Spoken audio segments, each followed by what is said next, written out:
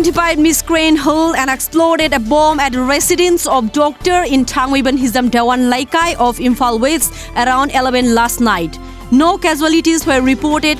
The doctor has been identified as Thoksom Chito. The police are investigating the incident.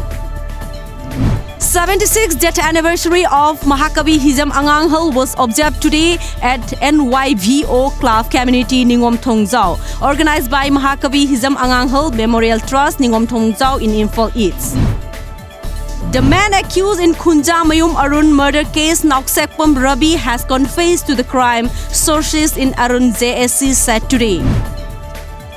A wildfire occurred in Punal Mering Singyang Hill in Imphal East under Irilbung police station this morning. Timely intervention by the fire service saved several houses from being gutted by the wildfire. The opposition Naga People's Front NPF of Nagaland has filed disqualification petition before Assembly Speaker Viko Oyosu against 7 of its legislators for defying the party's collective decision to support the Congress party in the April 11 Lok Sabha polls. The reason of filing the disqualifications petitions against the 7 earrings MLAs is willfully defying the party collection decisions to support the Congress party in the last parliamentary election 2019 to the Lone Nagaland parliamentary constituency. Prime Minister Narendra Modi will hold a mega roadshow and take part in the Ganga Aarti in Varanasi today before he files his nomination tomorrow. Prime Minister Modi's event will be a show of strength as all the prominent leaders in the National Democratic Alliance will accompany him. The Prime Minister will file his nomination paper for ongoing Lok Sabha elections for the second time from Varanasi constituency. 2 unidentified militants were killed in an encounter with security forces in Jammu and Kashmir, Anantnag district today. Acting on inputs, a cordon and search operation was launched at Bigandar Mohalla in West Behra area by police and security forces. The militant fired upon the search party following the security force retaliated.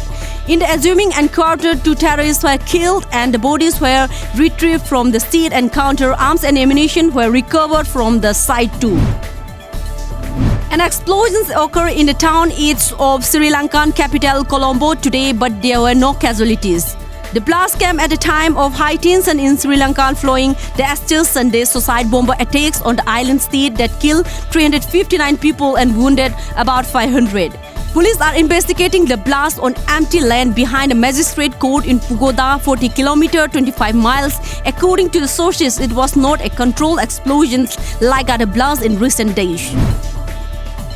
Russian President Vladimir Putin has arrived in Vladivostok for a summit with North Korean leader Kim Jong-un. Today's summit reflects Russia's effort to position itself as an essential player in North Korean nuclear standoff. Kim's first trip to Russia comes about 2 months after his second summit with US.